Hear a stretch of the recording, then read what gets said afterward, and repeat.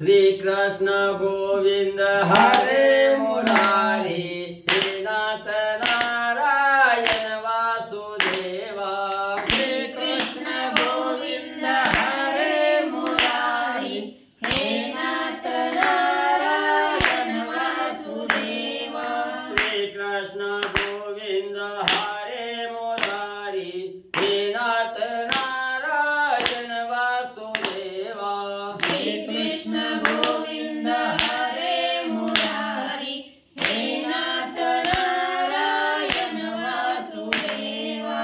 हे नाथ नारायण वासुदेवा, हे नाथ नारायण वासुदेवा। हे नाथ नारायण वासुदेवा, हे नाथ नारायण वासुदेवा। श्री कृष्ण गोविंद हरे मुरारी, हे नाथ नारायण वासुदेवा। श्री कृष्ण गोविंद हरे मुरारी, हे नाथ नारायण वासुदेवा। श्री कृष्ण गोविंद हरे मुरारी, हे नाथ नारायण वासुदेवा।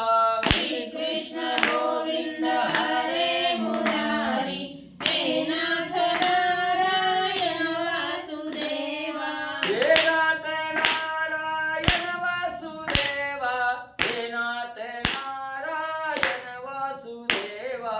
हे नाथ नारायण वासुदेवा, हे नाथ नारायण वासुदेवा।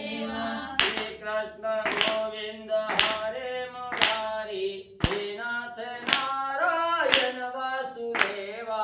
श्री कृष्ण गोविंद हरे मुरारी, हे नाथ नारायण वासुदेवा। श्री कृष्ण गोविंद हरे मुरारी, हे नाथ नारायण वासुदेवा। श्री कृष्ण गोविंद हरे मुरारी, हे नाथ नारायण वासुदेवा। हे नाथ नारायण वासुदेवा, हे नाथ नारायण वासुदेवा। हे नाथ नारायण वासुदेवा, हे नाथ नारायण वासुदेवा। पुंडलिकावल्य विठ्ठल श्री ज्ञानदेव तुकाराम पंढरीनाथ भगवान की जय। राजाधिराज प्रभु रामचंद्र भगवान की जय।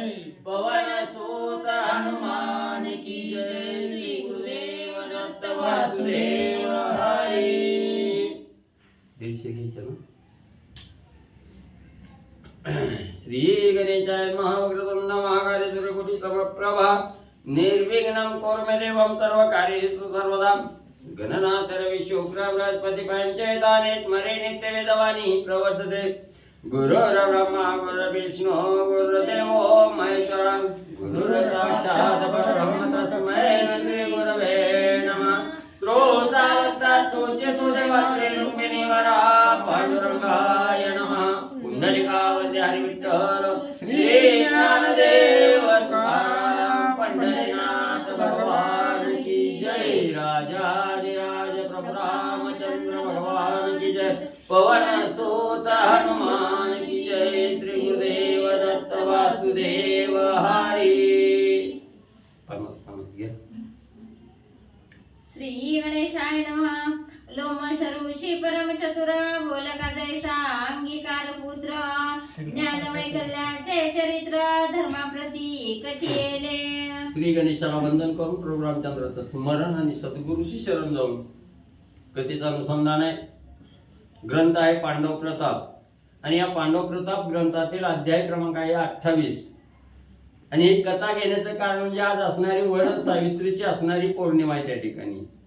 म्हणजेच असणारं त्या ठिकाणी स्त्रीनं असणाऱ्या पातिव्रतेच्या जोरावर आपल्या असणाऱ्या पतीला त्या ठिकाणी कसं तारलं गेलं किंवा आपल्या पातिव्रतेचं असणारं आचरण त्या ठिकाणी केल्यामुळं कसं असणारं आपल्या पतीला दीर्घायुष्य त्या ठिकाणी लाभलं गेलं याच्या असणारी कथानक आहे त्या ठिकाणी. म्हणून या असणाऱ्या कथेला सुरुवात करत असताना लोमस नावाचे असणारे ऋषी आहेत त्या ठिकाणी. पण कसे चतुर आहे त्या ठिकाणी?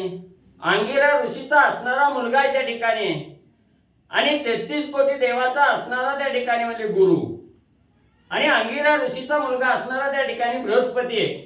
आणि या बृहस्पती जसं आपल्या असणाऱ्या ज्ञान कौशल्यामध्ये चतुर त्या ठिकाणी आहेत तसे चतुर असणारे त्या ठिकाणी हे लोमस ऋषी आहेत. आणि हे असणारं त्या ठिकाणी याज्ञवल्क्याचं असणारं जे चरित्र आहे, याज्ञवल्की नावाचं ऋषी आहे आणि या ऋषीचं जे चरित्र आहे ते चरित्र धर्मराजाला आणि त्या ठिकाणी म्हणजे सांगू लागलेले आहे. तीर्थयात्रा पावन परमा त्याहीवरी संत समागम मार्गी जाता लोमश उत्तम इतिहास सुरस सांगत. मग त्या ठिकाणी ही असणारी तीर्थयात्रा म्हणजे त्या ठिकाणी करत होते. अतिशय पावन पवित्र असणारी तीर्थयात्रा आहे आणि ते तीर्थयात्रा करत असताना असणाऱ्या संतांचा समागम बरोबर आहे. त्या ठिकाणी अनेक असणारे संतही बरोबर त्या तीर्थयात्रासाठी जाऊ लागलेले आहेत आणि मार्गक्रमण करत असताना असणारे लोमश ऋषी आणि जो काय असणारा त्या ठिकाणी याज्ञवल्क्य ऋषीचा जे काय इतिहास आहे हा इतिहास आणि राजा धर्माला सांगू लागलेले आहे. पुण्य श्लोकांच्या कथा पावन निर्दोष यश ऐकता पूर्ण चरणी चालता निर्भर मन शीनन वाटे मानसी. मग हे असणारं तीर्थयात्रा त्या ठिकाणी करत असताना जो कोणी असणारी ही कथा त्या ठिकाणी ऐकणार आहे, ही कथा ऐकल्यामुळे प्रत्येक साधकाला त्या ठिकाणी पावन करणारी आहे आणि कसलेही दोष त्या ठिकाणी लागलेले असले त्या दोषातून मुक्त करणारी ही असणारी कथा आहे त्या ठिकाणी. आणि जो कोणी ऐकत त्याला असणाऱ्या यशाचा मार्ग त्या ठिकाणी प्राप्त करून देणारे आहे. म्हणून या असणारे चरण चालीनं तीर्थयात्रा त्या ठिकाणी करत होते आणि ही कथा मार्गक्रमण करत असताना त्या ठिकाणी लोमस ऋषीच्या मुखातून त्या ठिकाणी ऐकत होते. म्हणून वाटेने जो काही थकवा त्या ठिकाणी होत होता संताला तो थकवा त्या ठिकाणी जाणवत नव्हता, उल्हास त्या ठिकाणी येत होता. असा आनंदाच्या भरात कथा ऐकत आणि तीर्थयात्रा करू लागलेली आहे. धर्म म्हणे लोमश मुनी द्रौपदी सारिखी सद्गुण खाणी रूपवती मधुर वचनी पूर्वी कोण होती पै. मग त्या ठिकाणी धर्मराजाच्या मनामध्ये विचार त्या ठिकाणी आला आणि लोमस ऋषीला राजा धर्म त्या ठिकाणी बोलू लागलेले आहेत की असणारे ऋषी वर्या म्हणले पूर्वी असणाऱ्या त्या ठिकाणी जशी सती द्रौपदी त्या ठिकाणी होती, सद्गुण असणारी त्या ठिकाणी ती सद्गुणाची खान असणारी रूपवती असणारी आणि आपल्या वाचेतून मधुर शब्द त्या ठिकाणी सोडणारी अशी असणारी द्रौपदी सारखी आणि कुठली स्त्री म्हणजे त्या ठिकाणी पूर्वी होती त्याची माहिती त्या ठिकाणी आणि धर्मराजा लोमस ऋषीला विचारू लागलेला आहे. लोमश म्हणे सावधान ऐक इतिहास पावन स्त्रियाही ऐकता सौभाग्यवर्धन परम कल्याण पुरुषांची. मग धर्मराजाचा बोलणं लोमस ऋषीनी त्या ठिकाणी ऐकलं गेलं आणि लोमस ऋषी म्हणू लागले, राजा तुझ्या मनामध्ये जो विचार त्या ठिकाणी आला त्या विचाराचा असणारं सविस्तर कथानक त्या ठिकाणी सांगतो. पण ही कथा श्रोते मंडळीला त्या ठिकाणी पावन करणारी आहे आणि त्यातल्या त्या ज्या स्त्रिया या कथेचं श्रवण त्या ठिकाणी करतात त्या स्त्रियाचं सौभाग्य त्या ठिकाणी वर्धन होणार आहे, म्हणजे वाढ त्या ठिकाणी होणार आहे. सौभाग्याला खान त्या ठिकाणी पडणार नाही आणि असणारे जो कोणी पुरुष त्या ठिकाणी ऐकत असेल त्या पुरुषाला यशस्वी असणार कल्याण आणि त्या ठिकाणी म्हणजे प्राप्त होईल. मद्रदेशीचा नृपती नाम ज्याचे अश्वपती वेदविहिता चाले नीती उदार धर्मात्मा सर्वज्ञ. आणि ज्या धर्मराजाने असणारा द्रौपदी सारखी दुसरी स्त्री कोण त्या ठिकाणी होती असं ज्या वेळेस विचारलं त्या विचारलेल्या प्रश्नाला उत्तर देत असताना लोमस ऋषी त्या ठिकाणी सांगू लागले की असणारा एक मद्र नावाचा देश आहे आणि या मद्र देशाचा असणारा राजा आहे त्याचं नाव आहे अश्वपती. आणि या मद्र देशाचा राज्य करणारा अश्वपती कसा होता त्या ठिकाणी नीतीनं न्यायानं राज्य त्या ठिकाणी करणारा, जे काही वेदानं बंधन त्या ठिकाणी घालून दिलेलं आहे ह्या वेदाप्रमाणे असणारं नीतीनं त्या ठिकाणी कार्य करणारा आणि दानशूर मध्ये उदार असणारा धर्मात्मा असणारा असा राजा आणि म्हणजे त्या ठिकाणी अश्वपती होता. त्यासनसे पुत्र संताना म्हणून बहुत वर्षे तप करून सावित्रीचे आराधना करीत झाला तो साक्षेपे. मग अशा प्रकारचं राज्य त्या ठिकाणी चालवत असताना अनेक वर्ष आपल्या विवाहाला त्या ठिकाणी झाली, पोटी एकही पुत्र संतान त्या ठिकाणी नाही. म्हणून असणाऱ्या अंतःकरणाच्या ठिकाणी राजा उदास त्या ठिकाणी होता. अनेक वर्ष आपल्याला पुत्र संतान त्या ठिकाणी व्हावं म्हणून असणारं जप तप त्या ठिकाणी केलं. जप तप कुणाचं केलं? असणाऱ्या सावित्रीला प्रसन्न त्या ठिकाणी करून घ्यायचं. सावित्री म्हणजे सूर्याची मुलगी आहे. असणारी सूर्याची मुलगी असणारी सावित्री आहे आणि या सावित्रीच्या देवतेला त्या ठिकाणी प्रसन्न करून घ्यायचं आणि आपल्या पोटी असणारं संतान त्या ठिकाणी मागून घ्यायचं. म्हणून अतिशय असणाऱ्या नेटानं त्या ठिकाणी आणि जप तप व्रत हा राजा त्या ठिकाणी करू लागला. करी 10 लक्ष जप पूर्ण लक्ष संख्या प्रत्येही हवन फल मात्र दुग्ध प्राशन 10 दिवसात एकदा करी. मग सावित्रीच्या नामाचा असणारा जप त्या ठिकाणी करू लागलेला आहे. जप किती केला असणारा त्या ठिकाणी 10 लक्ष असणारा जप आहे आणि हा जप त्या ठिकाणी 10 लाख जप पूर्ण त्या ठिकाणी केला आणि तेवढ्याच असणाऱ्या संख्येनं त्या ठिकाणी 10 लाख असणारे होम हवनही त्या ठिकाणी केले. कसं केलं असणारा जप करत असताना काही खाल्लेलं नाही, काही पेलेलं नाही त्या ठिकाणी. फक्त 10 दिवसातून एक पळीभर असणारं दूध त्या ठिकाणी प्यायचं. एक चमच्याभर असणारं दूध फक्त 10 दिवसातून एकदा त्या ठिकाणी प्यायचं. अशा प्रकारचा जप तप आणि होम हवन आणि त्या असणाऱ्या सावित्रीला प्राप्त करून घेण्यासाठी आणि म्हणजे करू लागलेला आहे. यावरी 18 वर्षे भरली सावित्री देवी प्रसन्न जाहली अश्वपती म्हणे ते वेळी पुत्र संताना मज द्यावे. मग एवढं कठोर असणारं जप करू लागलेला आहे, होम हवन त्या ठिकाणी करू लागलेला आहे. फक्त 10 दिवसातून एक चमच्याभर दूध त्या ठिकाणी घ्यायचं आणि अखंड 10 लाखाचा जप त्या ठिकाणी करायचा. असं करता करता असणारी 18 वर्ष त्या ठिकाणी पूर्ण झाली आणि देवीला त्या ठिकाणी भक्ताचा कळवळ आला. सावित्री असणारी त्या ठिकाणी म्हणजे ह्या असणाऱ्या अश्वपतीला प्रसन्न त्या ठिकाणी झाली आणि प्रसन्न झाल्यानंतर त्या ठिकाणी अश्वपतीला सांगितलं, राजा तू ज्या असणाऱ्या प्राप्तीसाठी हे असणारं त्या ठिकाणी एवढं जप करतोय, तो जप पाहून मी प्रसन्न त्या ठिकाणी झाले. काय मागायचं ते माग.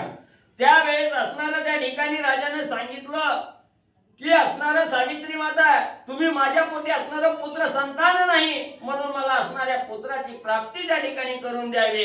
एवढं मागणं अश्वपती राजानं आणि सावित्रीला म्हणजे घातलं. देवी म्हणे पुत्र संताना तुझ्या दृष्टी नसे जाणं परी लावण्य खाणी दिव्य रत्न कन्या एक होईल तुझं. मग देवीला पुत्र मला त्या ठिकाणी व्हावा म्हणून असणारं मागणं घातलं आणि असणारी सावित्री देवी त्या ठिकाणी म्हणू लागली, राजा तू एवढं कठोर मागणं त्या ठिकाणी घातलं. अरे तुझ्या नशिबातच असणारा मुलगा त्या ठिकाणी नाही, पुत्र तुझ्या नशिबातच त्या ठिकाणी नाही, तर कसा त्या ठिकाणी प्राप्त होणार आहे. पण असणारी काळजी त्या ठिकाणी करू नको.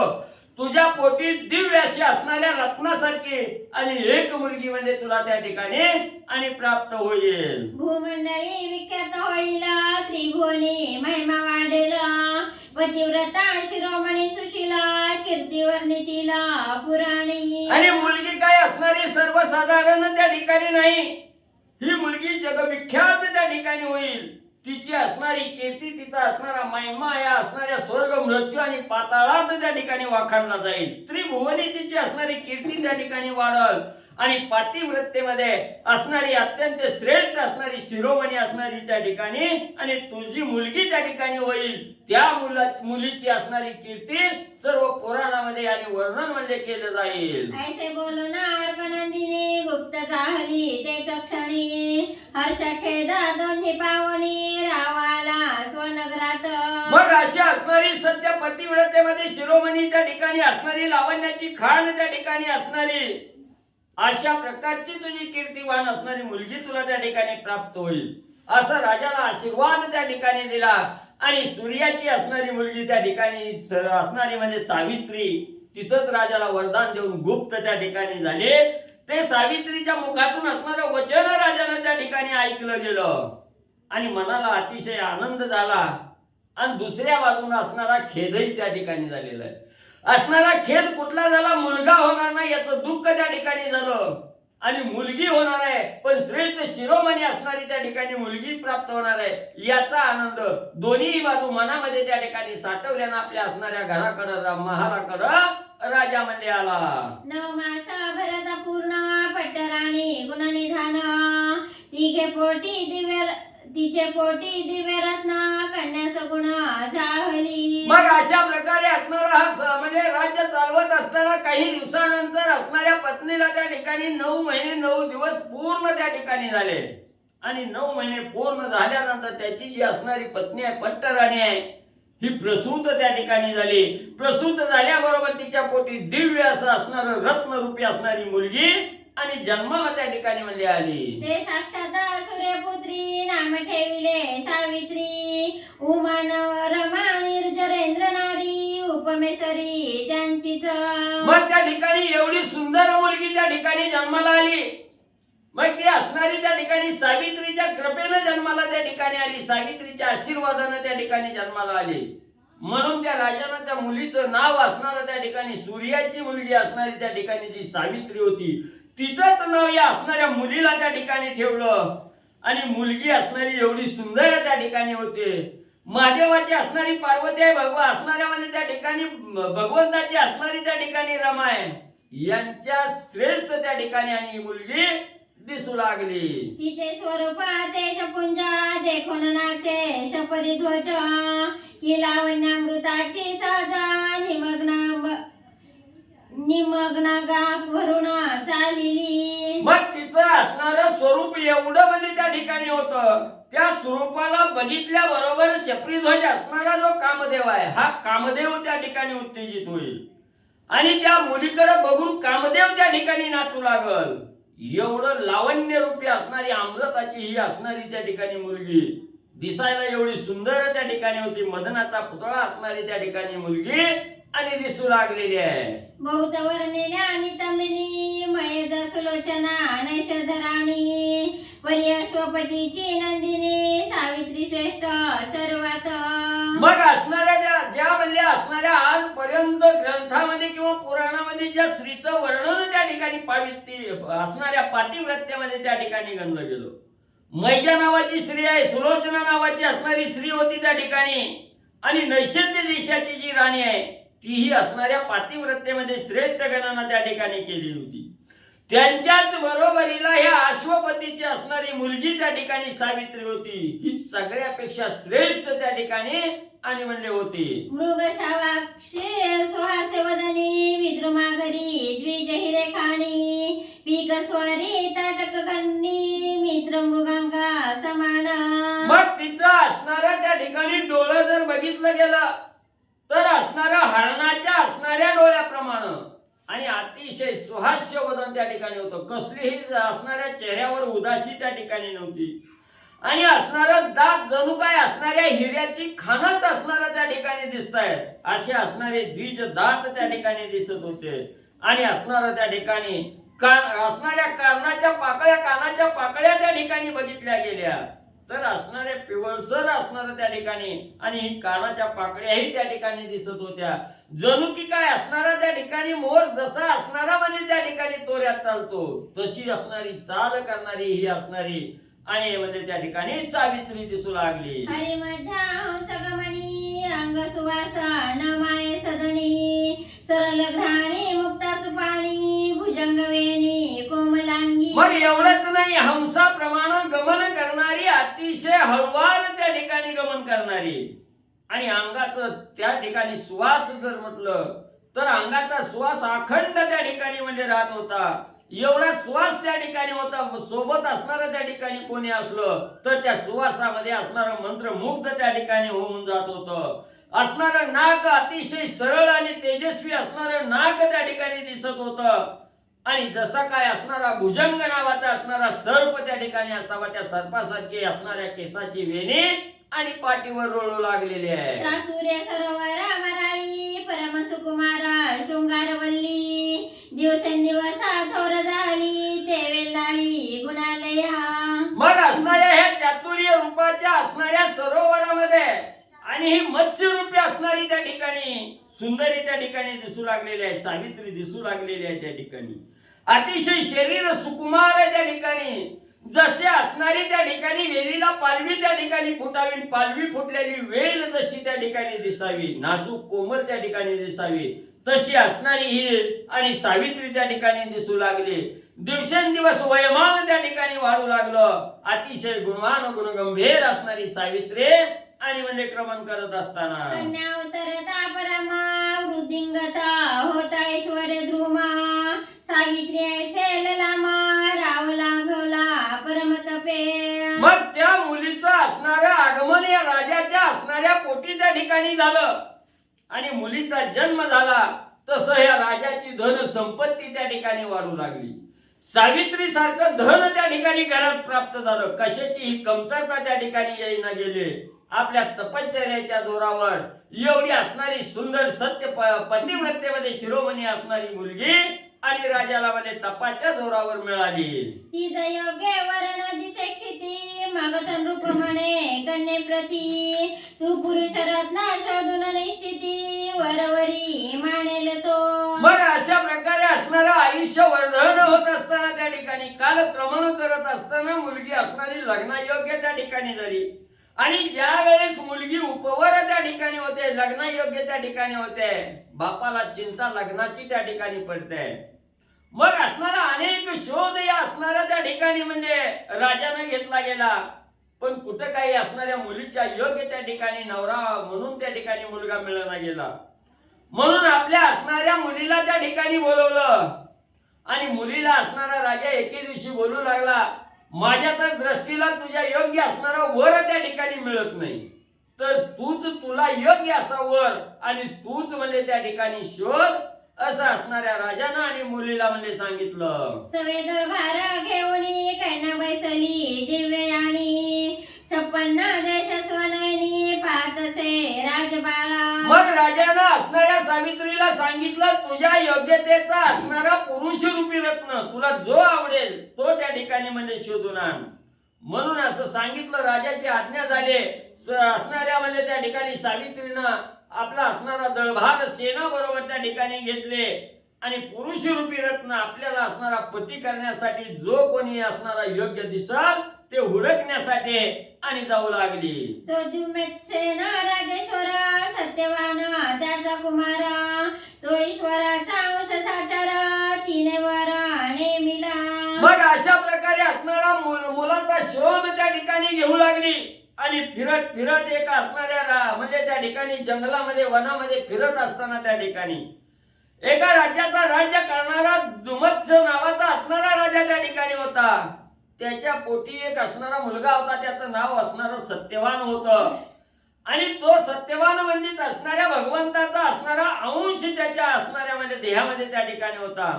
एक भगवंताचा अंश असणारा सत्यवान नावाचा आणि या दुमत्सेन राजाचा मुलगा त्या ठिकाणी पाहिला गेला आणि तिचं मन त्या सत्यवानावर त्या ठिकाणी जळलं गेलं आणि यालाच आपला पती त्या ठिकाणी करावा असा विचार आणि त्या ठिकाणी मध्ये सावित्रीच्या मनामध्ये आला.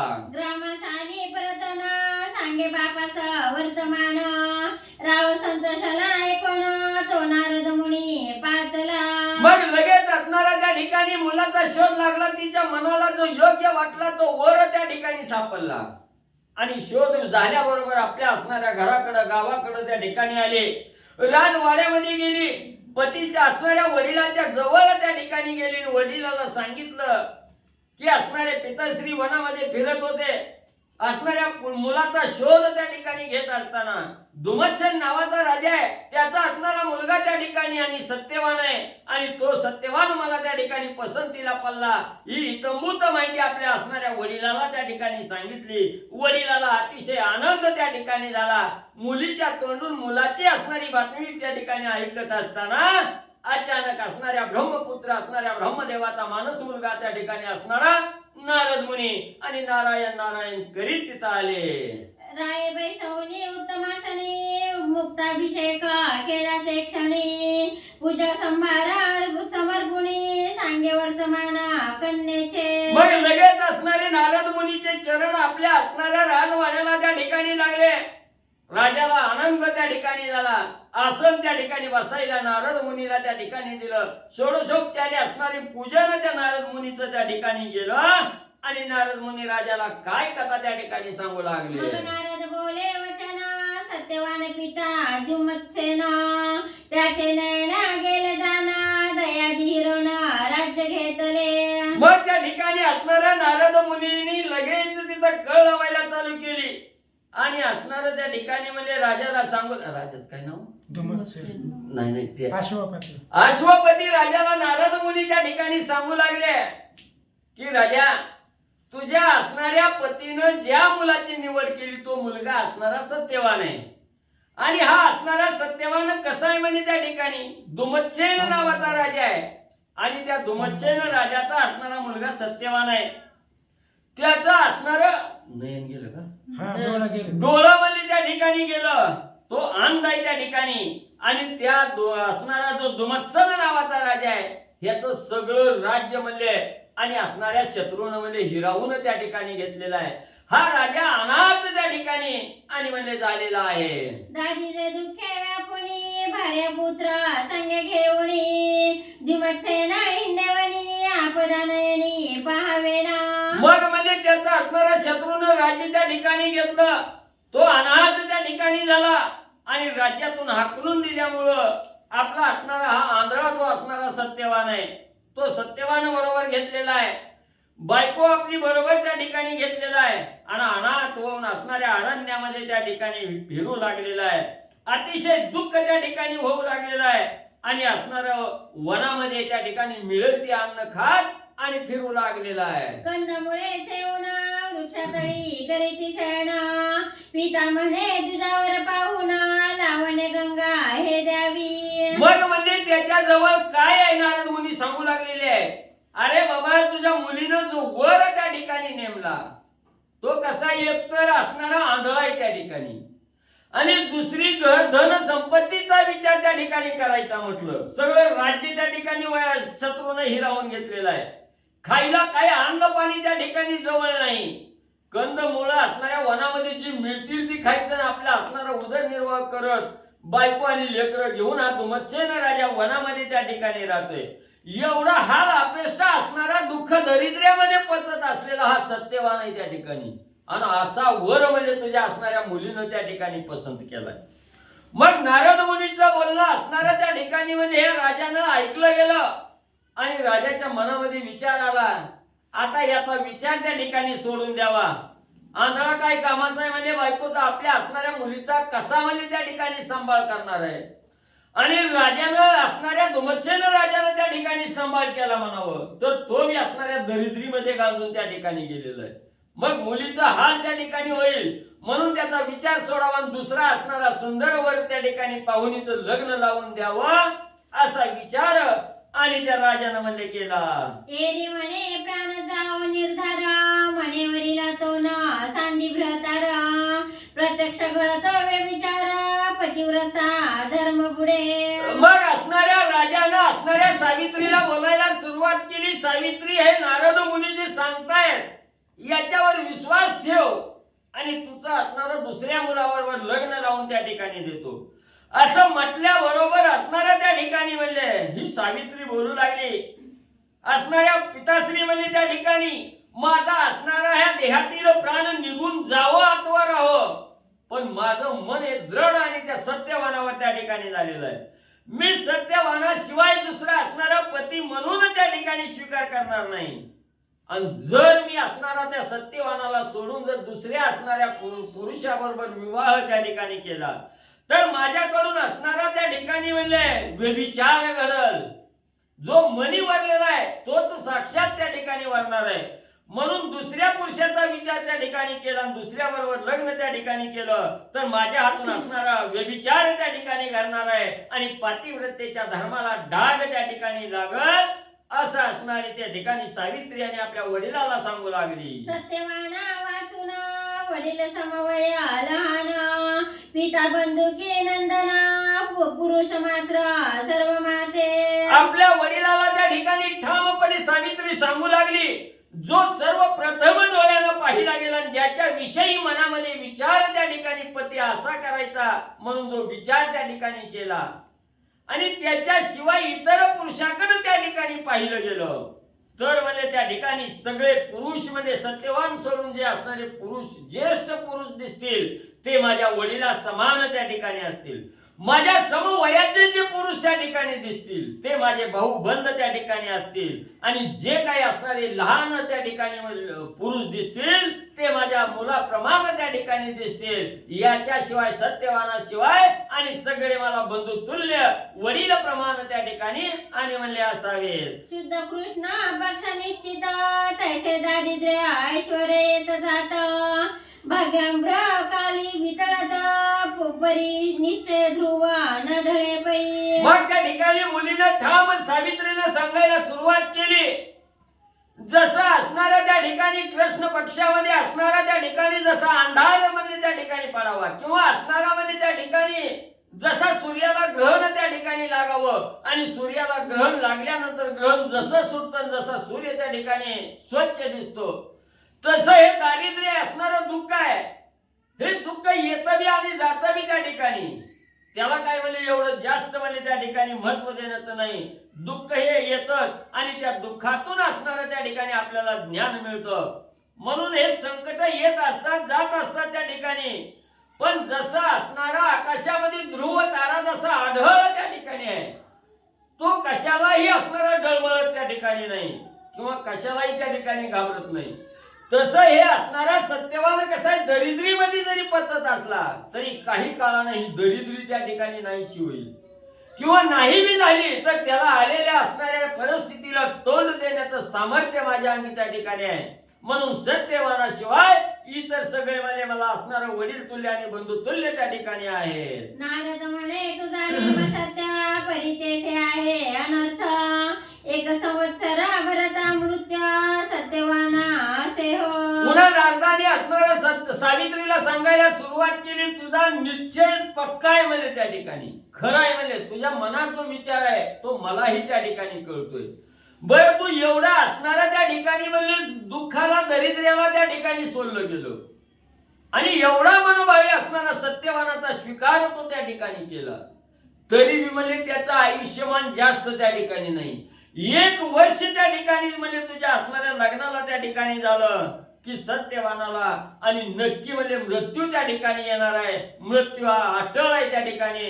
अशा प्रकारचा तुझा सत्यवान 1 वर्षानंतर मरण त्या ठिकाणी पावणार आहे. म्हणून अल्प आयुष्य असणारा हा सत्यवान म्हणजे त्या ठिकाणी आहे. तो मरण पावल्यावरी तू काय करशीला राजकुमारी एरे म्हणे निर्धारी प्राण देईन त्या सवे. मग नारदांनी सांगितलं 1 वर्ष सुखाने संसार त्यांना असणाऱ्या म्हणजे सत्यवानाबरोबर त्या ठिकाणी करशील. 1 वर्षानंतर तुझा सत्यवान त्या ठिकाणी मरण पावणार आहे आणि आपला पतीच त्या ठिकाणी संपल्यानंतर त्या स्त्रीची काय अवस्था त्या ठिकाणी होते तर तिनं सांगितलं गेलं माझा पती गेल्याबरोबर त्याच्या देहासमवेत आणि मीही त्या ठिकाणी माझ्या प्राणाचा त्याग करीन आणि त्याच्याबरोबर त्या ठिकाणी जाईन असं नारद ऋषीला नारद मुनीला आणि असणाऱ्या सावित्रीने मला उत्तर दिलं. सुकृत पदरी असेल निश्चय तरी विषतेची अमृत होय मृत्तिका जेथे खण जाय तेथे निधान लागेल. मग सावित्री सांगू लागली कसल्याही दुःखाची तमा बाळगण्याची गरज त्या ठिकाणी नाही. आपल्या नशिबात जे भगवंतानं त्या ठिकाणी लिहिलेलं आहे त्या असणाऱ्या लिहिल्याप्रमाणे सर्व काही आपल्या असणाऱ्या आयुष्यात त्या ठिकाणी आणि घडणार आहे. म्हणून आपल्या असणाऱ्या नशिबात जर सुकृत आपल्या पदरात त्या ठिकाणी असेल तर त्या ठिकाणी कसलंच दुःख त्या ठिकाणी येणार नाही. आपल्या नशिबात त्या ठिकाणी सुकृत असेल तर विषाचं सुद्धा अमृत झाल्याशिवाय त्या ठिकाणी राहत नाही. आणि एखाद्या नशिबात एवढं म्हणजे भगवंताने त्या ठिकाणी दिलेलं असेल सहज असणारा माती उकरायला त्या ठिकाणी गेला आणि त्याला असणाऱ्या धनाचा हांडा त्या ठिकाणी लागावा. म्हणून सुकृत हे कुणालाही त्या ठिकाणी चुकत नाही. जसं काही आपल्या सुकृतात नशिबात त्या ठिकाणी असेल तसं म्हणजे घडलं जातं. हाती धरिता पाषाणा तो परिसवय करी सुवर्ण घराच्या दासी सिद्धी होना कल्पिले मात्र पुरविती. मग जर असणाऱ्या भगवंताची कृपा त्या ठिकाणी आपल्या मस्तकावर असेल तर आपण एखाद्या दगडाला हात लावला तर त्या आपल्या हाताला असणारा दगड आहे त्या दगडाचं सुद्धा सोनं झाल्याशिवाय त्या ठिकाणी राहत नाही. एवढंच नाही असणाऱ्या घरी आपण ज्याला दासी म्हणून आपण जिच्याकडून काम त्या ठिकाणी करून घेतो त्या दासीकडून सुद्धा आपल्याला मनाचं मनोरथ त्या ठिकाणी पूर्ण होतील. पण सुकृत आपला त्या ठिकाणी असावं लागतं. भगवंताची कृपा त्या ठिकाणी असावी लागते. आणि जर आपल्या नशिबी सुकृतच नसल, साधा दुःखच त्या ठिकाणी असल, तर ते दुःखही भोगण्याची पाळी आपल्यावर त्या ठिकाणी आल्यानंतर त्यालाही न डगमगता तोंड त्या ठिकाणी आणि म्हणले द्यावं. कृपा करीला कमल दलाक्ष तरी अंगणीचे तरू होतील कल्पवृक्ष शत्रू ते मित्र होती प्रत्यक्ष पूजा करुणा वंदिती. मग त्या ठिकाणी असणारी सरस्वती सांगू लागली, जर भगवंताची असणारी कृपाच म्हणजे त्या ठिकाणी जर साधकावर झाली, तर अंगणामध्ये असणारं म्हणजे साधं फुलाचं झाड त्या ठिकाणी लावलेलं असावं आणि त्याच्यावर भगवंताची आपल्या मस्तकावर कृपा त्या ठिकाणी व्हावी. तेच साधं फुलाचं झाड कल्पवृक्ष म्हणून त्या ठिकाणी म्हणजे निर्माण होईल आणि ते कल्पवृक्ष झाल्याबरोबर आपल्या मनाला जे वाटेल त्या मनाच्या मनोकामना त्या ठिकाणी पूर्ण करील. आजपर्यंत जे शत्रू आहेत हे शत्रू सुद्धा भगवंताची कृपा झाल्याबरोबर असणारे आपले मित्र म्हणून त्या ठिकाणी संगतीला येतील आणि आपलं असणारं चरण वंदन त्या ठिकाणी करतील. एवढं भगवंताच्या कृपेमध्ये त्या ठिकाणी सामर्थ्य आहे. सावित्री आणि नारद मुनीला सांगू लागली, क्षणन लागता निर्धारे तृणगृहे होतील सुवर्ण मंदिरे नृप येऊन गृहादरे राखतील सर्वस्वे. अहो भगवंताची असणारी कृपा झाल्यावर काय होऊन त्या साधकाला त्या ठिकाणी राहणार आहे. गवताच्या झोपडीत त्या ठिकाणी राहणारा, कुणाच्या घरात त्या ठिकाणी राहणारा साधक असावा आणि भगवंताची कृपा त्याच्यावर झाल्याबरोबर चांगल्या असणाऱ्या महालात त्या ठिकाणी येऊन राहील. कशाचं दुःख त्याला त्या ठिकाणी राहणार आहे. भगवंताची असणारी कृपा त्या ठिकाणी झाल्यावर सोन्याची घरं सुद्धा देण्याचं सामर्थ्य या भगवंताच्या आणि हातात त्या ठिकाणी आहे. म्हणून एखादा भिकारी त्या ठिकाणी असला, त्या भिकाऱ्यावर भगवंताची कृपा त्या ठिकाणी झाली, तर त्या भिकाऱ्याच्या दारात राजा सुद्धा जाण्याचं सामर्थ्य या भगवंताच्या कृपेमध्ये त्या ठिकाणी आहे. नारद म्हणे धन्य धन्य माझे तुझं आशीर्वचन तुझे ही मनोरथ पूर्ण मद्वेरे होतील पै. मग नारद मुनीने सांगितलं, ही सावित्री धन्य धन्य म्हणजे तुझे असणारे मनोविचार त्या ठिकाणी आहेत आणि तुझ्या असणाऱ्या ह्या विचाराला पूर्णत्वाला नेण्याचं सामर्थ्य तुझ्या अंगी असावं. म्हणून माझं असणारं वरदान म्हणजे तुला त्या ठिकाणी आहे. माझ्या वरदानानं तुझं असणारं सर्व मनोरथ म्हणजे त्या ठिकाणी पूर्ण होतील. एवढं माझं असणारं वरदान तुला त्या ठिकाणी लाभो. अशा प्रकारे नारद मुनीनं आणि सावित्रीला वरदान म्हणजे दिलं. यावरील विष्णूना वंदना तत्काल पावला अंतर्धान अशोपटी कन्या घेऊन तयावना प्रती पातला. मग एवढा असणाऱ्या त्या सावित्रीला म्हणले नारद मुनींनी असणाऱ्या विष्णू भगवंताच्या नाभी कमलातून उदयाला आलेले ब्रह्मदेव आणि त्या ब्रह्मदेवाचा असणारा मानस मुलगा असणारा त्या ठिकाणी नारद मुनी यांनी असणाऱ्या ह्या सावित्रीला वरदान त्या ठिकाणी दिलं आणि आपलं असणारं अंतर्धान तिथं असणारे गुप्त त्या ठिकाणी झाले आणि आपल्या असणाऱ्या कार्याला त्या ठिकाणी गेले.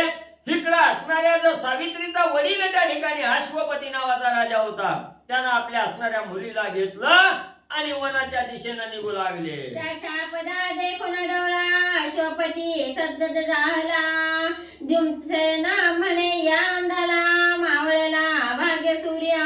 मग समोर असणारा म्हणजे अश्वपती राजा सावित्रीला हाताला धरलेला आहे. वनामध्ये जिथं सावित्रीनं असणाऱ्या सत्यवानाला बघितलं त्या ठिकाणी घेऊन आपल्या वडिलांना त्या ठिकाणी गेली. डोळ्याला समोर सत्यवान त्या ठिकाणी बघितला, दुमत्सेन राजा त्या ठिकाणी बघितला आणि त्या दोघांची अवस्था त्या ठिकाणी ह्या अश्वपती राजानं बघितली. अंतकरण कळवळलं गेलं, मनाच्या ठिकाणी दुःख झालं, सदगत अंतकरण अश्वपती राजाचं त्या ठिकाणी झालं आणि त्याच वेळेस असणार त्या ठिकाणी अश्वपती राजानं त्या दुमत्सेन राजाला बोलायला सुरुवात केली. महाराज म्हणजे तुमचा असणारा मुलगा सत्यवान, या सत्यवानाला माझी असणारी मुलगी सावित्री आणि त्या ठिकाणी देणार आहे. ही तंबूत माहिती अश्वपतीनं त्या ठिकाणी सांगितली आणि अश्वपतीचं बोलणं दुमत्सेननं त्या ठिकाणी ऐकलं गेलं आणि त्या ठिकाणी राजाला आनंद झाला त्या दुमत्सेनला आणि दुमत्सेन बोलू लागला, आज असणारा अंधार रूपी सूर्य त्या ठिकाणी मावळला गेला आणि ह्या अंधार रूपी सूर्य मावळून अंधारातून असणारा त्या ठिकाणी म्हणजे प्रकाशाकडे जाणारा जो असणारा सूर्य आहे त्या ठिकाणी, हा आज सूर्य त्या ठिकाणी उजळला गेला. म्हणून माझं असणार भाग्य आज उदयाला त्या ठिकाणी आलं असा असणारा दुमत्सेन राजा बोलू लागला. आम्हा सावदशा संपूर्ण तुझे न बैसे कदा मन हे कन्या सुलक्षणा देईने येऊन आणि कवर मग दुमत्सन राजा सांगू लागला, हे अश्वपती राजा, अरे आमच्या ह्या असणाऱ्या पाचवीला पुजलेली ही अवदशा आहे किंवा हे दुःख आमच्या नशिबी त्या ठिकाणी आलेलं आहे. आम्हाला खायला प्यायला काय नाही, आम्ही मिळणारी कंदमुळं असणारं खाऊन म्हणजे पोटाची भूक त्या ठिकाणी भागवतो. एवढं दुःख दारिद्र्य आमच्या नशिबी त्या ठिकाणी आहे. आणि तुझी एवढी असणारी राजाच्या महालात वाढणारी मुलगी, सुलक्षण मुलगी त्या ठिकाणी, एवढी सुकुमार असणारी, लावण्याची खान असणारी मुलगी आहे. आणि ही आमच्यासारख्या दरिद्र्याला देऊन काय म्हणजे त्या ठिकाणी उपयोग आहे? सरळ म्हणजे आमच्यासारखं दुःख म्हणजे तुलाही भोगावं त्या ठिकाणी लागल. म्हणून म्हणजे या सत्यवानाला तुझी मुलगी देण्यापेक्षा दुसरा सुंदर असा वर त्या ठिकाणी शोधन त्याच्या स्वाधीन म्हणजे तुझी असणारी मुलगी कर, असं दुमत्सन राजानं अश्वपती राजाला सांगितलं. राव म्हणे कन्येचा निर्धारा, वरुण दिशेचा उगवेल मित्रा, हेही गडेला परिमीवर, दुसरा नावरी निर्धारे. मग असणाऱ्या अश्वपती राजानं दुमत्सन राजाला त्या ठिकाणी बोलायला सुरुवात केली. राजा म्हणजे माझ्या असणाऱ्या मुलीचा एक पक्का निर्धार आहे त्या ठिकाणी, की मी ह्या असणाऱ्या सत्यवानाशिवाय दुसरा मुलगाच त्या ठिकाणी म्हणले बघणार नाही. आणि ह्या सत्यवानाशिवाय दुसरे सगळे पुरुष मला असणाऱ्या वडिला समान, भावा समान, मुला समान त्या ठिकाणी आहेत. एखाद्या वेळेस असणारा म्हणजे पूर्वेला उगवणारा सूर्य पश्चिमेला त्या ठिकाणी उगवल, पण ही सावित्री असणाऱ्या सत्यवानाशिवाय दुसऱ्याला त्या ठिकाणी वरणार नाही. एवढा ठाम निश्चय आणि माझ्या मुलीनं मध्ये त्या ठिकाणी आणि केलेला आहे. मग पाहुन या सुदिना, राहायला विले तेथे लग्न, 4 दिवस संपादुना, जिजले अंदना बहुतची. मग ज्या वेळेस या सावित्रीचा ठाम निर्णय आहे, सत्यवानाशिवाय दुसरा कोणीही त्या ठिकाणी वरून घ्यायला तयार त्या ठिकाणी नाही, हे असणाऱ्या दुमत्सन राजाला कळालं. दुमत्सन राजानं लगेच अश्वपती राजाला आपला असणारा होकार त्या ठिकाणी दिला. दोघांची मान्यता झाली, लग्न पक्क त्या ठिकाणी केलं. लगेच अश्वपती राजानं आपल्या मुलीचा, कन्येचा विवाह सोहळा त्या ठिकाणी आरंभ म्हणजे केला. अनेक प्रकारचा असणारा भेट वस्तू आणि या असणाऱ्या मुलीला त्या ठिकाणी म्हणजे अश्वपती राजानं दिल्या.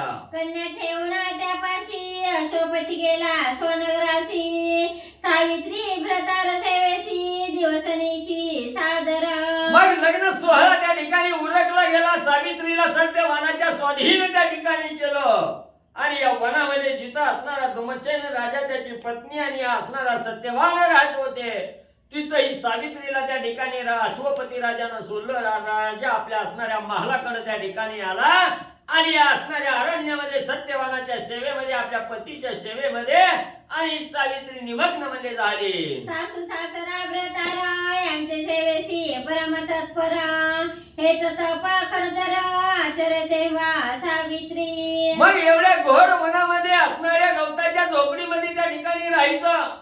आंधळा असणारा पती त्या ठिकाणी असणारा सत्यवान आहे, अखंड त्याच्या सेवेमध्ये लीन त्या ठिकाणी झालेले आहे. आणि पतीच्या सेवेबरोबर सासू सासऱ्याची अखंड सेवाही त्या ठिकाणी करू लागलेली आहे.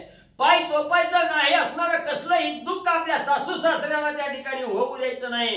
एवढा नेमधर्म पाळून त्या असणाऱ्या पतीच्या, सासू सासऱ्याच्या सेवेमध्ये आणि अखंड आपलं सर्वस्व त्या ठिकाणी पणाला लावू लागलेली आहे. स्त्रियास साधना हेच थोर, आपुला पती तोच ईश्वरा, सेवा करावी सादरा, तुझ्या विचारा नसावा. म्हणून ग्रंथकर्ते या ठिकाणी सांगतात, स्त्रियाला मुख्य साधन असणारा पती त्या ठिकाणी आहे. पती हाच असणारा परमेश्वर त्या असणाऱ्या स्त्रीचा त्या ठिकाणी असतो. म्हणून म्हणजे आपला असणारा पती जो आहे तो ईश्वर भगवंत त्या ठिकाणी मानावा आणि अतिशय आदरानं पतीची सेवा त्या ठिकाणी करावी. असणाऱ्या स्त्रीच्या मनामध्ये पती शिवाय दुसरा विचार त्या ठिकाणी आणि म्हणले येऊ नये. सगळ्यांचे अन्याय सोसुना, दासदासीचे राखी माना, अवघिनी झाल्या करिशयना, सर्वाधी जागी होय. आणि असणारी जी पतिव्रत्य जपणारी जी असणारी स्त्री आहे त्या ठिकाणी, ही स्त्री कशी असणार, सगळे जरी आपल्यावर अन्याय त्या ठिकाणी होत असेल तर त्या अन्याय सहन करण्याचं सामर्थ्य त्या पातिव्रत्या स्त्रीच्या अंगी त्या ठिकाणी असावं लागतं. कितीही दासदासीवर संकट त्या ठिकाणी आली, ते दासदासीचं संकट निवारण त्या ठिकाणी करावं. दासीचं सुद्धा मन त्या ठिकाणी राखावं आणि तिला सुद्धा मान त्या ठिकाणी द्यावा. आणि घरामध्ये सगळे असणारे करते, पुरुष असो स्त्री असो, ती झोपल्याशिवाय असणाऱ्या पातिव्रत्य स्त्रीनं त्या ठिकाणी कवा झोपायचं नाही. आणि ही सगळी मंडळी उठायच्या अगोदर पातिव्रत्य स्त्रीनं आणि सकाळच्या प्रहरी सगळ्याच्या अगोदर म्हणजे त्या ठिकाणी उठावं. 4 प्रहर रात्र स्वयं तळहाती भ्रताराचे पाये, पतीने आग्रह करिता पाहे, निद्रा करिता क्षणभरी. मग ही रात्र ही 4 प्रहराची रात्र आहे त्या ठिकाणी. पण चारही प्रहारात म्हणजे नित्य आपल्या असणाऱ्या पतीच्या सेवेमध्ये त्या ठिकाणी निमग्न झालेले आहे. कसलाही आळस नाही, कसलंही दुःख त्या ठिकाणी चेहऱ्यावर नाही. 4 प्रहर असणाऱ्या त्या ठिकाणी आपल्या पतीचं पाय त्या ठिकाणी चोपू लागलेले आहे, हात त्या ठिकाणी चोपू लागलेले आहे. आणि ही 4 प्रहारात त्या ठिकाणी एवढं कार्य सेवा करत असताना जर पतीला त्या ठिकाणी किंवा पतीनं सांगितलं गेलं की आता असणारी सावित्री बास त्या ठिकाणी करून थोडा असणारा डुकला त्या ठिकाणी घे, थोडं झोप म्हणून सांगितलं तरच असणारी आपल्या सेवेतून बाजूला होऊन ते असणारा त्या ठिकाणी झोपायचे. म्हणजे पतीच्या आज्ञेशिवाय सेवा त्या ठिकाणी बंद करत नव्हती. एवढं पातिव्रत्य आणि ही असणारी सावित्री जपत होती. दरिद्री हो वृद्ध भ्रतारा, दीर्घरोगी दुःखे चर्चरा, द्रव्यन जोडी क्रूर, परीन कंटाळे पतिव्रता. मग आपला असणारा व्रतार त्या ठिकाणी, आपला असणारा जो पती आहे त्या ठिकाणी, ही पूर्ण आयुष्यभर त्याच्या असणाऱ्या नशिबी दरिद्री त्या ठिकाणी असली किंवा किती बी असणारा अवघड दुर्धर असणारा रोग त्याच्या असणाऱ्या शरीराला त्या ठिकाणी जरी लागलेला असला किंवा असणारा पती द्रव्याविन त्या ठिकाणी सतत असणारा त्या ठिकाणी दरिद्रीमध्ये गांजून गेलेला आहे, तरी एवढ्या संकटाला एवढ्या दुःखाला कसलीही न कंटाळणारी त्या ठिकाणी सरस्वती होती. कशाचंही दुःख त्या ठिकाणी मानत नव्हती. आलेल्या परिस्थितीला त्या ठिकाणी आनंद मानणारी अशी ही सावित्री आणि त्या ठिकाणी म्हणजे होती. सेवा करी घडोघडी, म्हणे जितकी पडे तितकी थोडी, शरीर पोषणी आवडी, सर्वही सोडी सती ते. मग फक्त तिच्या मनामध्ये एकच विचार होता, आपलं जे कार्य ही असणाऱ्या पतीची सेवा करणं, सासू सासऱ्याची सेवा करणं हेच श्रेष्ठ त्या ठिकाणी मानत होती. जेवढं मी कार्य त्या ठिकाणी पडलं ते कार्य परिपूर्ण आनंदाने त्या ठिकाणी करायचं. पतीची सासू सासऱ्याची सेवा त्या ठिकाणी करायची. जरी अंगावर असणाऱ्या दगडा एवढं ओझ जरी दुःखाचं त्या ठिकाणी पडलं तरी ते दुःख त्या ठिकाणी न मानणारे, सदा आनंद त्या ठिकाणी बघणारे आणि सासू सासऱ्याच्या पतीच्या सेवेमध्ये रममान त्या ठिकाणी होणारे अशी ही सावित्री. श्री गणेशाय नमः, श्री सरस्वती नमः, श्री प्रभु रामचंद्राय नमः. पिता वृद्ध दारिद्र्य व्रतारा, अक्षर गाय अनाथ प्रेत संस्कार, अंध पांगुळा मुखे बधिरा, यांसी पाळिता हरितुष्टे. म्हणून ग्रंथकर्ते त्या ठिकाणी सांगताय, आपल्या घरामध्ये आपला असणारा वडील असो, सासू असो, सासरा असो, जरी वयोमानानुसार वृद्ध त्या ठिकाणी झाली, म्हातारपण त्यांना त्या ठिकाणी आलं किंवा आपला असणारा पती आहे त्या असणाऱ्या परिस्थितीमध्ये अखंड दारिद्र्यामध्ये त्या ठिकाणी गांजून गेलेला आहे, तर किंवा म्हणजे असणारे दारामध्ये गाय त्या ठिकाणी असावी आणि ती गाय म्हणजे त्या ठिकाणी जरी दूध त्या ठिकाणी देत नसले, भाकड गाय जरी असली तिची सेवा करावी, वृद्ध आईबापाची सेवा करावी, सासू सासऱ्याची सेवा करावी, दरिद्री असणाऱ्या पतीची सुद्धा सेवा त्या ठिकाणी करावी किंवा असणारा एखादा अनाथ त्या ठिकाणी म्हणजे माणूस असावा, त्याला कोणच वारस त्या ठिकाणी नाही आणि अचानक तो मरण त्या ठिकाणी पावला, त्याचे अंत्यसंस्कार म्हणजे त्या ठिकाणी आपण करावे, अनाथाचे प्रेत संस्कार सुद्धा त्या ठिकाणी करावे. एखादा अनाळाय पांगळाय त्या ठिकाणी किंवा असणारा बधीर त्या ठिकाणी आहे, त्याची जर सेवा त्या ठिकाणी केली, त्या आंधळ्याची काठी त्या ठिकाणी बनलं गेलं, असणाऱ्या म्हणजे त्या ठिकाणी बधिराचं कान होऊन त्या ठिकाणी जर आपण तत्परता त्या ठिकाणी दाखवली गेली तर म्हणजे त्याला असणारा भगवंत त्या साधकावर तुष्टमान त्या ठिकाणी होतो, त्या साधकाला कसलंही दुःख त्या ठिकाणी देत नाही. एवढं म्हणजे श्रेष्ठ कार्य आणि त्या ठिकाणी आणि म्हणजे सगळ्याचं करावं. वेताभूत गुरुचे सेवन, दारिद्र्य ब्राह्मणांचे कुटुंब पालन, दरिद्रियाचे करिता लग्न, हरितुष्टे त्यावरी. अजून भगवंताची कृपा त्या ठिकाणी कुणावर म्हणजे होते, आपला असणारा गुरु त्या ठिकाणी असावा, सद्गुरु त्या ठिकाणी असावा आणि तो कुठल्या तरी संकटात त्या ठिकाणी आहे, दुःखामध्ये त्या ठिकाणी, दुःखाच्या गर्तेत त्या ठिकाणी पडलेला आहे. त्या गुरुला असणारा त्या ठिकाणी दुःखातून बाहेर काढावं, त्या गुरुची सेवा त्या ठिकाणी करावी, किंवा असणाऱ्या दरिद्रीमध्ये एखाद्या ब्राह्मणाचं कुटुंब त्या ठिकाणी गांजू लागलेलं आहे, त्याला खायला प्यायला काही त्या ठिकाणी मिळत नाही, त्या असणाऱ्या ब्राह्मणालाही खायला प्यायला त्या ठिकाणी घालावं, किंवा एखादा म्हणजे असणारा दरिद्री त्या ठिकाणी असावा आणि त्याला असणाऱ्या 1-2 मुली त्या ठिकाणी असाव्या, त्याची ऐपत त्या मुलीचं लग्न करण्याची त्या ठिकाणी नसावी, तिथं आपण त्या ठिकाणी धावत जावं, त्या दरिद्र्याच्या मुलीचं लग्न त्या ठिकाणी करून द्यावं, त्याच्यावर भगवंताची कृपा झाल्याशिवाय राहत नाही. असो ते पतिव्रता नारी व्रतराधी भोजन न करी शस्त्रोत्तम फळे निर्धारी न बक्षीचा पती विनय. मग असं म्हणजे असणारं एवढं म्हणजे कार्य त्या ठिकाणी केलं की भगवंताची कृपा दृष्टी झाल्याशिवाय त्या ठिकाणी राहत नाही. तसं एक ग्रंथकर्ते सांगू लागले, ही असणारी सावित्री तशी म्हणजे पतिव्रतेमध्ये श्रेष्ठ असणारी त्या ठिकाणी ही स्त्री होती आणि आपल्या पतीशिवाय त्या ठिकाणी एक अन्नाचा कण सुद्धा त्या ठिकाणी घेत नव्हती. किती बी असणारी त्या ठिकाणी अमृता सारखी असणारी फळं त्या ठिकाणी आली तरी पती सोडून त्या ठिकाणी काही खात नव्हती. आधी पतीला त्या ठिकाणी द्यायचं, नंतर आपण त्या ठिकाणी खायचं. पतीला भोजन घातल्यानंतर आपण त्या ठिकाणी भोजन करायचं. एवढी सावित्री आणि त्या ठिकाणी मध्ये कार्य करत होती.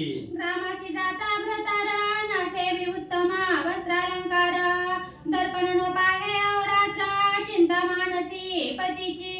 मग त्या ठिकाणी असणारा म्हणजे घराच्या असणारा आपला पती म्हणजे त्या ठिकाणी घराकडे जरी त्या ठिकाणी यायला उशीर त्या ठिकाणी लागला तर त्याच्या असणाऱ्या चिंतेमध्ये त्या ठिकाणी राहायचं, किंवा आपला पती सोडून आरशात सुद्धा म्हणजे कवा त्या ठिकाणी बघितलं नाही, आरशात सुद्धा त्या ठिकाणी कवा बघायचं नाही, किंवा उत्तम प्रकारचे वस्त्र अलंकार त्या ठिकाणी परिधान म्हणजे करायचे नाही. आपला पती दारिद्र्यात आहे, मग आपण काय त्या ठिकाणी असणारे रत्न जडित असणारे अलंकार त्या ठिकाणी परिधान करावे, काय म्हणून आरशामध्ये आपलं मुख त्या ठिकाणी पाहावं. म्हणून ती असणाऱ्या पतीशिवाय म्हणजे सर्व काही तुच्छ आणि त्या ठिकाणी म्हणजे मानत होती. जारजारिणीचा संगण धरी परवस्त्र नेसे निर्धारी न्याळूनी क्षणभरी परपुरुषा न पाहे. किंवा असणारी संगत त्या ठिकाणी करायची म्हणलं तर वाईट वृत्तीच्या संगतीला त्या ठिकाणी कवाच म्हणजे लागत नव्हती. कुणाच्या वाईटाची मैत्रीण त्या ठिकाणी करायची नाही, किंवा असणाऱ्या दुसऱ्या स्त्रीचं वस्त्र त्या ठिकाणी आपण घ्यायचं, दुसऱ्याची साडी घ्यायची ना आपण त्या ठिकाणी नेसायची, असंही म्हणजे त्या ठिकाणी कवा करत नव्हती. जरी असणारी फाटकी साडी अंगावर त्या ठिकाणी असत तर त्याच अवस्थेत त्या ठिकाणी राहायची, पण दुसऱ्याची साडी त्या ठिकाणी नेसत नव्हती. किंवा असणारा म्हणजे कुणाच्याही असणारा परपुरुष बाजूने त्या ठिकाणी चालला तर त्याच्या असणाऱ्या शरीराकडे कवाच म्हणजे डोळं लावून त्या ठिकाणी बघायचं नाही. एवढं पातिव्रतेमध्ये प्रवीण असणारी आणि सावित्री त्या ठिकाणी राहू लागलेली आहे. एकांत जरी निसंगा पडदनी विना न दोई अंग परमपुरुषार्थी अभंग पतीचा फुला भावित. मग जरी एकांताच्या ठिकाणी कवा वेळ त्या ठिकाणी आली आणि परपुरुष जरी त्या ठिकाणी दिसला गेला तरी पती हाच परमेश्वर त्या ठिकाणी मानायचा. त्या पुरुषाकडे एक वाकडी नजर सुद्धा म्हणजे एक क्षण सुद्धा त्या ठिकाणी आणि पाडू देत नव्हती. परकरी निद्रा न करी एकली मार्ग न चाले क्षणभरी क्रीडा समयीचा विनोद करी पतीचे मना पावोनी. मग असणारा एखाद्या वेळेस आपला पती त्या ठिकाणी घरी सोबतीला त्या ठिकाणी नाही म्हणून दुसऱ्याच्या घरी त्या ठिकाणी जाऊन झोपणं हे बी तिला त्या ठिकाणी म्हणजे पसंत नव्हतं. कवा म्हणजे असणाऱ्या दुसऱ्याच्या घरी जाऊन झोपावं म्हटलं तर त्या ठिकाणी जात नव्हती, किंवा पती सोडून मार्गक्रमण एकटीनं कवा त्या ठिकाणी केलं नाही. आणि संध्याकाळच्या वेळेला जर पती घरी त्या ठिकाणी कामावून आला त्याच्या इच्छेनुसार त्या ठिकाणी त्याला जे आवडेल तेच त्या ठिकाणी बोलायचं. एवढं कार्य त्या ठिकाणी आणि सावित्री करू लागलेली आहे. गुणसहिता ते परमचतुरा निज मने मोहित प्राणेश्वर पती कार्या दक्ष गुण गंभीरा साध्य साधना भव जाणे. मग त्या ठिकाणी असणारी गुण गंभीर त्या ठिकाणी असणारी आणि आपल्या कौशल्यामध्ये चतुर त्या ठिकाणी ही असणारी सावित्री त्या ठिकाणी होती. निज मनानं संपूर्ण काही सर्वस्व आपलं आहे ते म्हणजे प्रपंचाचा असणारा पती त्या ठिकाणी आहे. पती हाच आपला असणारा प्राणेश्वर आहे, आपला असणारा ईश्वर आहे. त्या ठिकाणी हाच भाव त्या ठिकाणी मनामध्ये धरून अखंड पतीच्या सेवेमध्ये आणि त्या ठिकाणी मग्न म्हणजे झालेली आणि सावित्री. दूर गेल्या प्राणनाथ सर्व भोगांचे धरी व्रत, पाच दिवसापर्यंत रजस्वला दृष्टी न पडे. मग त्या ठिकाणी असणारा जरी आपला असणारा पती म्हणजे दूर देशाला त्या ठिकाणी गेला, काही कामानिमित्त आपल्यापासून दूर त्या ठिकाणी गेला, तिथं असणाऱ्या सगळे जे काही भोग आहे त्या ठिकाणी जे काही असणारे अलंकार घालणं, सुंदर साडी त्या ठिकाणी घालणं, केस विंचरणं, आरशात त्या ठिकाणी पाहणं, हे जे भोग आहेत हे सगळे भोग त्या ठिकाणी तुच्छ मानत होती. पती शिवाय असणारं त्या ठिकाणी राहत नव्हती. कसं असणार, ज्या वेळेस असणाऱ्या रजस्वला स्त्रिया त्या ठिकाणी असाव्या आणि ज्या असणाऱ्या स्त्रिया 4 दिवस आपल्या पतीकडे त्या ठिकाणी डुंकून सुद्धा बघत नाही किंवा पती सुद्धा त्या रजस्वले स्त्रीकडे त्या ठिकाणी पाहत नाही, तसं आपला पती जवळ नसताना सगळ्या भोगाला आणि त्या ठिकाणी म्हणजे दूर करत होती. भ्रतराची प्रीती जे ठाई, तिचा स्नेह तिकडेची पाही, पती द्वेषी साही त्या ते प्रीती करीना. मग जी आपल्या असणाऱ्या पतीची आवड कशात आहे त्या ठिकाणी, ती पतीची आवड साध्य त्या ठिकाणी करणं किंवा पतीच्या मनाप्रमाणे त्या ठिकाणी कार्य करणं. ज्याच्यात आवड पतीच्या आहे त्याच्यातच आवड आपलीही त्या ठिकाणी दाखवायची आणि पतीचा द्वेष तिरस्कार त्या ठिकाणी कवाही म्हणजे न करणारी त्या ठिकाणी, जसं पतीला वाटेल तसं कार्य त्या ठिकाणी करणारे, अशा प्रकारची ही श्रेष्ठ आणि म्हणजे सावित्री होती. जारजारीनी येऊन दे घरा, आपण न जाई त्यांच्या मंदिरा, संगे नसता भ्रतारा विवाह यात्रे नव जाय. मग जे असणाऱ्या कुत्सित विचाराची त्या ठिकाणी असावे, जारीने असावे, वाईट विचार त्या ठिकाणी सांगणाऱ्या स्त्रिया असाव्या, त्यांची संगत कवाच त्या ठिकाणी करत नव्हती आणि त्या दुष्ट दुराचारी असणाऱ्या स्त्रीला आपल्या घरी कवा त्या ठिकाणी आणायचं नाही, त्यांच्या घरी कवा या ठिकाणी जायचं नाही, एवढा नियम तिच्या त्या ठिकाणी होता. कुणाचा असणारा लग्न सोहळा त्या ठिकाणी काही कार्यक्रम त्या ठिकाणी असला, पती असला तरच त्या ठिकाणी जायचं, नाहीतर अन्यथा पती शिवाय त्या ठिकाणी कुठल्याही कार्यक्रमाला कोणाच्याही दारात आणि सावित्री जात नाही. पतीच्या गुण लपविता, कीर्तीचा गुण वर्णिता, पतीच्या आयुष्यावित्त कळवणे दी कोणते. मग एखाद्या वेळेस काही असणाऱ्या पुरुषाच्या किंवा आपल्या पतीच्या असणाऱ्या गुणामध्ये अवगुण त्या ठिकाणी असतात. मग हे अवगुण आपल्या पती असाय तसाय त्या ठिकाणी पतीला दुसऱ्याच्या घरी जाणं, पतीविषयी नावं त्या ठिकाणी ठेवणं किंवा पतीच्या अवगुणाचं प्रदर्शन दुसऱ्याच्या दारात त्या ठिकाणी करणं, हेही तिला त्या ठिकाणी म्हणजे असणारं पटत त्या ठिकाणी नव्हतं.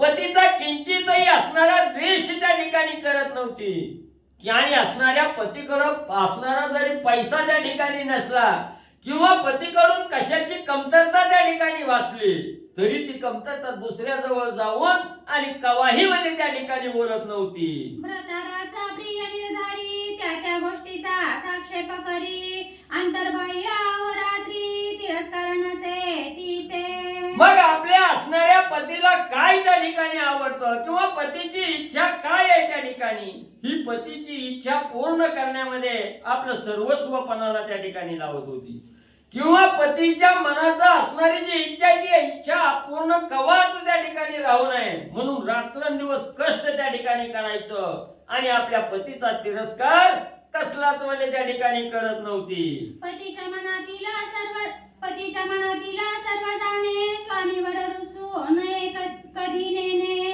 भ्रतार मारिता हसतेची म्हणे, कर तुमचे दुखती पै. मग असणाऱ्या सत्य पतिव्रतेचं असणारं लक्षण त्या ठिकाणी ग्रंथकर्ते सांगत असताना सांगू लागलेले आहे. आपल्या असणाऱ्या पतीच्या मनातील म्हणजे सगळं ओळखणारी स्त्री त्या ठिकाणी असावी. पतीचं मन आता काय त्या ठिकाणी बोलणार आहे किंवा मनात काय आहे हे जाणावं म्हणजे असणाऱ्या पतिव्रते स्त्रीनं त्या ठिकाणी आपल्या पतीवर, आपल्या स्वामीवर, आपल्या मालकावर कवाच म्हणजे त्या असणाऱ्या स्त्रीनं म्हणजे रुसायचं नाही आणि कवाच म्हणजे त्याच्या मनाविरुद्ध त्या ठिकाणी मागायचं नाही. जर काही असणारा म्हणजे त्या ठिकाणी अपव्यय घालला गेला, भांडण तंटा त्या ठिकाणी लागला आणि पती मारत असताना किंवा पती बोलत असताना त्याला प्रत्युत्तर कवाई त्या ठिकाणी देऊ नये, किंवा पतीचा मार खात असताना दुःख मध्ये त्या ठिकाणी मानू नये. उलट त्या असणाऱ्या पतीला आपण हसतच त्या ठिकाणी सांगावं की मालक मारायचं बंद करा, तुमचा हात दुखल.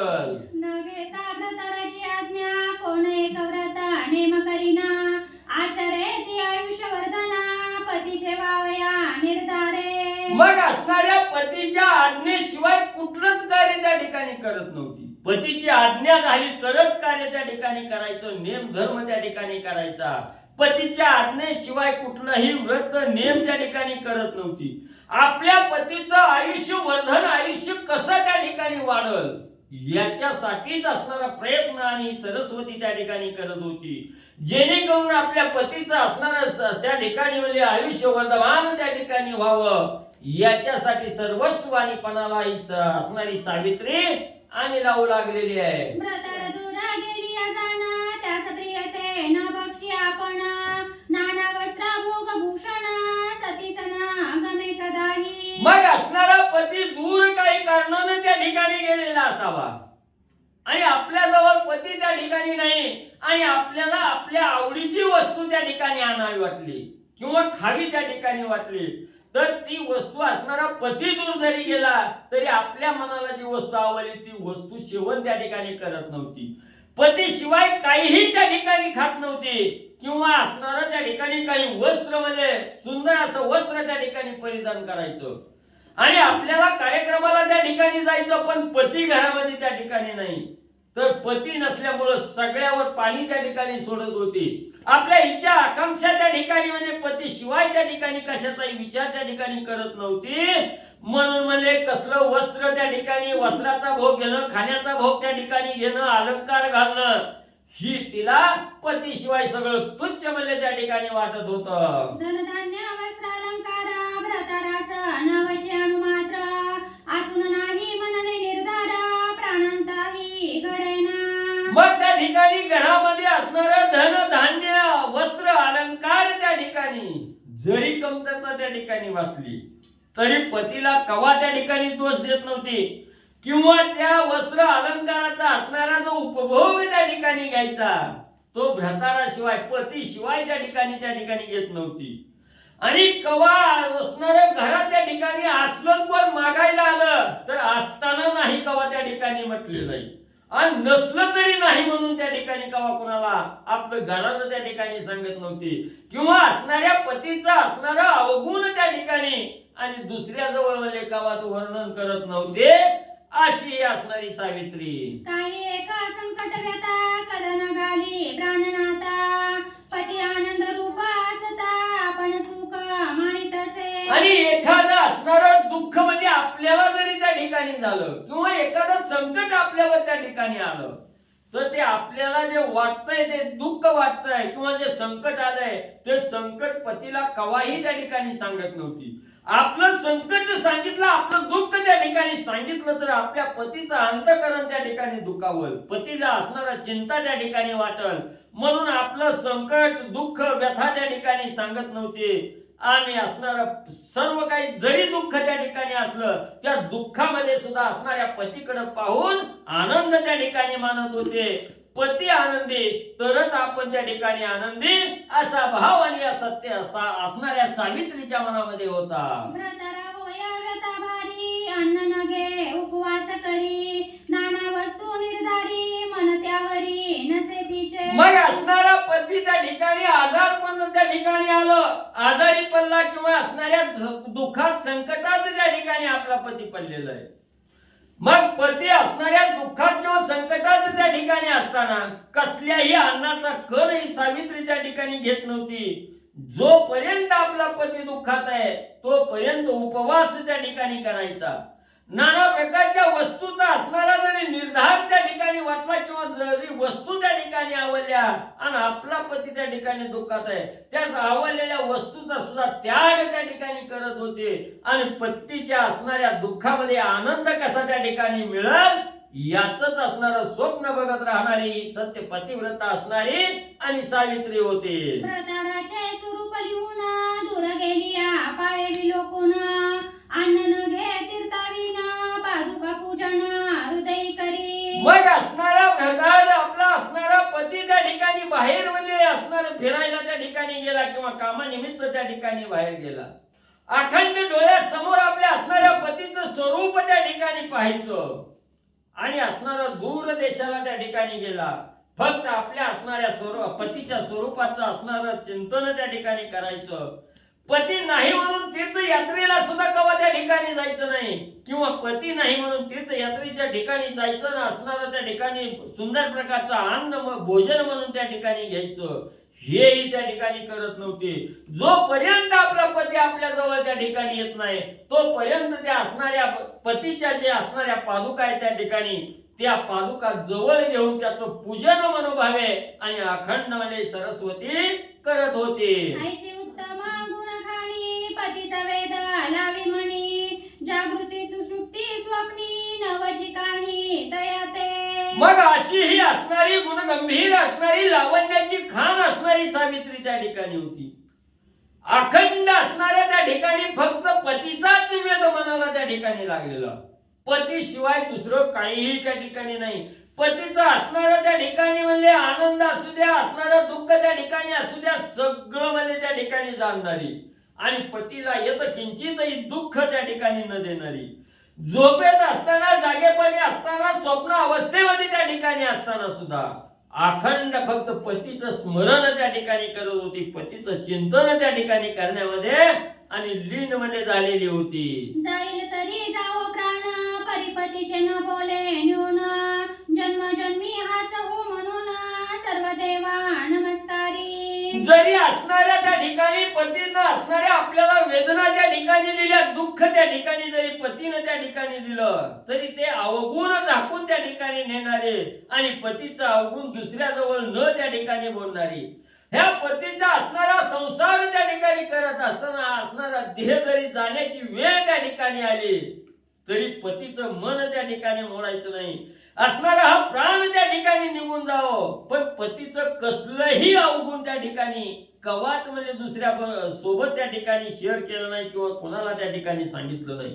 उलट जन्मोजन्मी असणारा हाच पती त्या ठिकाणी मिळावा अशी असणारी प्रार्थना सर्व देवासमोर हात जोडून म्हणजे सावित्री करत होती. व्रतारासा न कळत काही एक न ठेवी वस्त, ब्रह्मा विष्णू उमाकांत स्वरूप भावी पतीचे. मग कवाच म्हणजे असणाऱ्या पतीपासून म्हणजे त्या ठिकाणी झाकून कुठली वस्तू घरात ठेवायची, पतीला कळू द्यायचं नाही, नवऱ्याला त्या ठिकाणी कळू द्यायचं नाही, असं कवाच म्हणजे त्या ठिकाणी करत नव्हती. जी काय पतीला त्या ठिकाणी माहिती असेल तेवढ्याच वस्तू घरात त्या ठिकाणी ठेवायच्या, पतीला न कळत काहीही म्हणजे घरात त्या ठिकाणी ठेवत नव्हती. अखंड असणारा ब्रह्म विष्णू आणि महेश यांची असणारी जी त्या ठिकाणी मनोभावे पूजा करायची ती माझ्या पतीला असणारं दीर्घायुष्य लाभो आणि जन्मोजन्मी हाच पती त्या ठिकाणी मला मिळो म्हणून असणारं त्या ठिकाणी तिन्ही देवाची प्रार्थना आणि मनोभावे ही असणारी सावित्री त्या ठिकाणी करू लागलेली आहे. पतीचे मन रंजे जेने तेच बोले कौतुक वचने, मनी मने आहे वपणे मी जाईना यादी. मग असणाऱ्या त्या ठिकाणी संध्याकाळच्या वेळेला एकांताच्या ठिकाणी पती बरोबर गप्पा त्या ठिकाणी मारत असताना जे काही पतीला त्या ठिकाणी आवडतं किंवा ज्या काही पतीच्या असणाऱ्या इच्छा आहेत, नवऱ्याच्या इच्छा आहेत, त्या इच्छेप्रमाणे त्या ठिकाणी बोलणं, त्या बोलण्यातून असणारं त्या ठिकाणी कौतुकाचं बोलणं बोलल्याबरोबर पतीला जेणेकरून आनंद त्या ठिकाणी मिळावा असं त्या ठिकाणी बोलू लागले.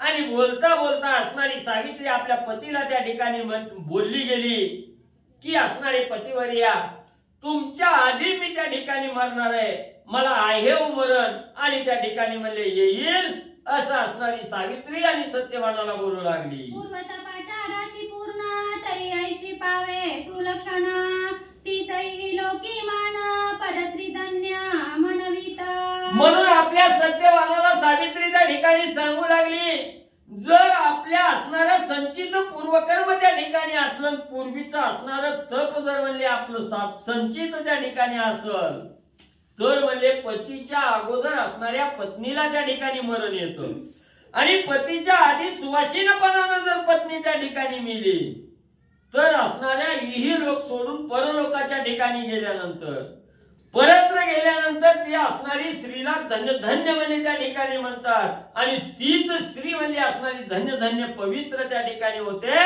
जी स्त्री असणार त्या ठिकाणी सौभाग्याचा अलंकार त्या ठिकाणी परिधान करून सती म्हणजे असणाऱ्या पतीच्या अगोदर त्या ठिकाणी म्हणजे जाते.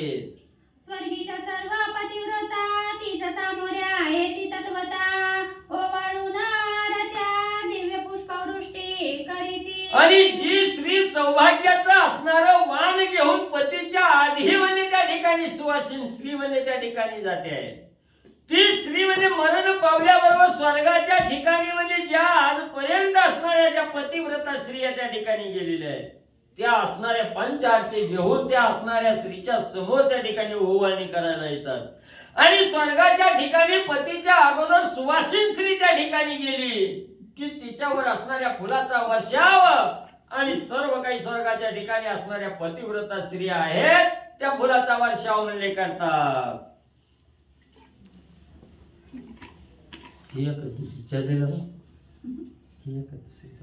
या सद्गुणे मंडित पूर्ण सावित्री देवी गुणनिधान परिनारद गेला सांगून तो दिवस जवळ आला.